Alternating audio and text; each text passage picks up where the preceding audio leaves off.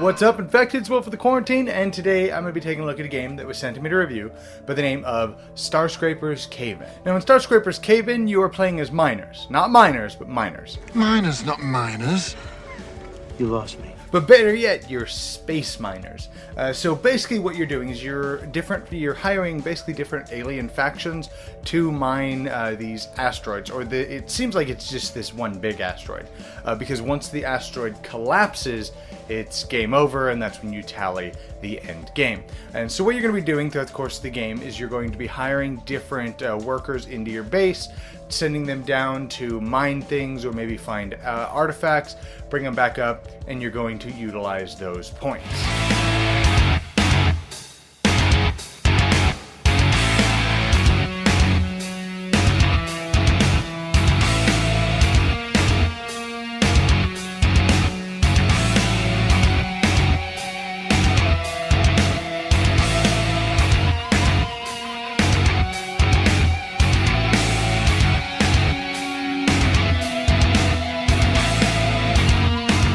So in Starscraper's Cave-In, to start the game, you're going to use 4 out of the 6 different factions to be able to use. You're going to separate each one of the factions by 1s, 2s, 3s, and 4s. You're going to separate all of the tiles basically by their points value, the value that's on them. And then you're going to build the map in like this upside down triangle, and then you're going to build the recruiting bay basically in a normal triangle. So the 1s, you're going to have 4 of them out, 2s you're going to have 3, 3s you're going to have 2, 4 you're going to have 1. And so you're going to shuffle up, say, red, yellow, blue, and green 1s. You're going to shuffle those up and put 4 of those out. So you're not always going to have access, well, possibly not always going to have access to every faction. And then on your turn, you are going to take 2 actions, and unless something says otherwise, you're not allowed to take the same action more than once. So you can do things like you can send miners down into the asteroid, and what you're going to be doing is you're going to have a hand of cards, and you're going to discard the faction members of the same color if their total equals the number that you're trying to score.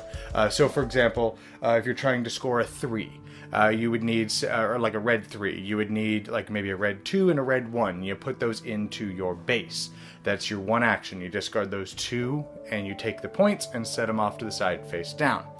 And then, of course, you can't take the other mine action. Another action you could do is you can take a new mercenary from the pyramid up top, the recruiting area, and you're going to have to discard to your base a mercenary of 1 level lower. So, of course, the 1s you just take for free. You just grab 1, put it to your hand. To take a 2, you have to discard a 1. To take a 3, you have to discard a 2. Take a 4, you have to discard a 3. But then, the other action you could do is you can collect an artifact. And basically, if you can discard any number of mercenaries, doesn't matter the color, they can be mixed match colors, whatever, equal to the cost that's on the artifacts, you're going to take one and you're going to choose the left or the right side. You're going to hide the side that you don't under your little faction card, and that's just going to be a really cool power that you get. And then the last thing you're able to do on your turn is you can play a mercenary, just a single one, into your base and just do what the card says. And those are the 4 main actions. But then you can, instead of taking action, you can raid an opponent's base. Now what that does is you're going to take any number of cards. Well, the opponent's going to take the bottom card, that's their leader, back into their hand, and then you are going to take any number of cards from it, bringing your hand to 7 cards.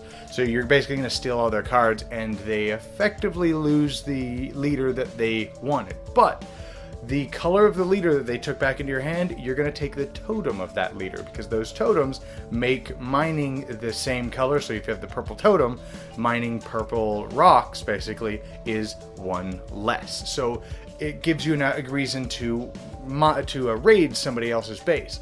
But on top of that, there's not really a penalty for being raided or raiding somebody's base. They lose the leader ability, but that's about it. So it's not super detrimental, and it's a good way to get a lot of cards really fast. So yeah, this game is actually really, really cool. I was expecting this to be kind of a deck builder at first. When I first opened it up, kind of started looking at it, I was anticipating a deck builder, but it's not. I don't really even know how to explain the type of game this is, because you're effectively, it's like a hand builder is probably the best bet, or the best description. So you're taking these, you get these 2 actions, you're taking these actions. So there's a lot of like forethought that you have to put into it of, okay, well, I really want to mine this.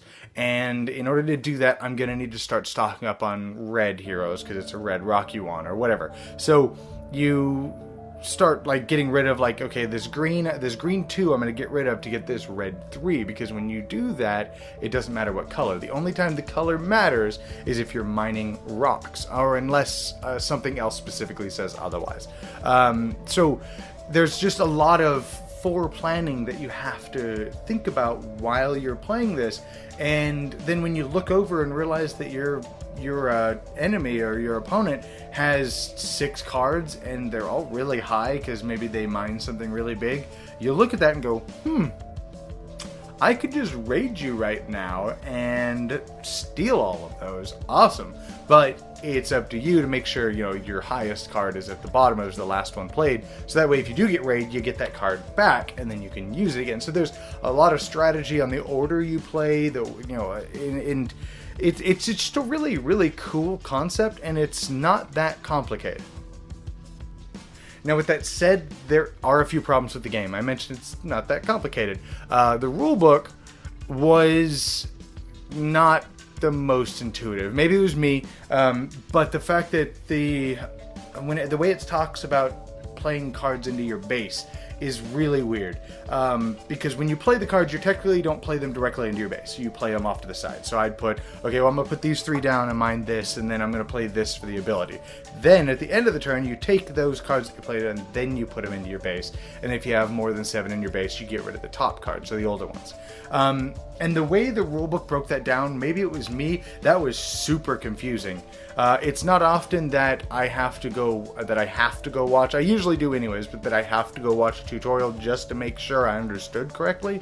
But I had to with this, because the way the rulebook was explaining it, I guess maybe it was me, I don't know. That was really hard to understand the way the rulebook puts it. Other than that, there's not really a lot of luck to the game, because with that said, there is, but it's manageable luck. I'm not really sure how to explain it. So you're not drawing cards out of like your own little deck. The only luck is what comes out available for everybody to use. So that's why I'm saying that there's not a lot of luck to the game while still being luck, if that makes sense. Because on your turn, you're going to look at the board and go, okay, well, there's 2 yellows, a red, and a green, for example. Okay, so but I really want these reds, so I can't do that now. What can I do with what's available to me now?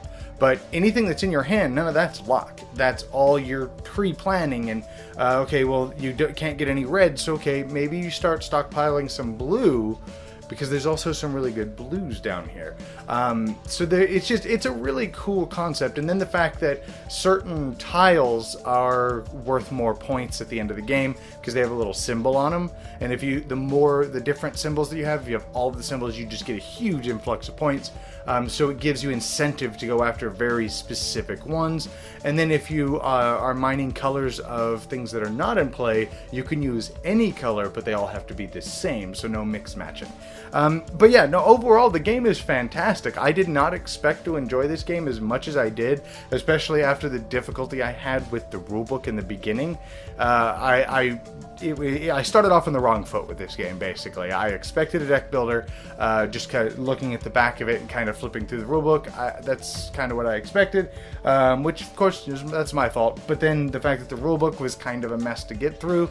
But once I sat down and we actually started playing it, we had a blast with it. My wife enjoyed it. Pretty much everybody that played it thoroughly enjoyed it. Anyways, I hope you guys enjoyed this video. I'll see you guys next time in the quarantine.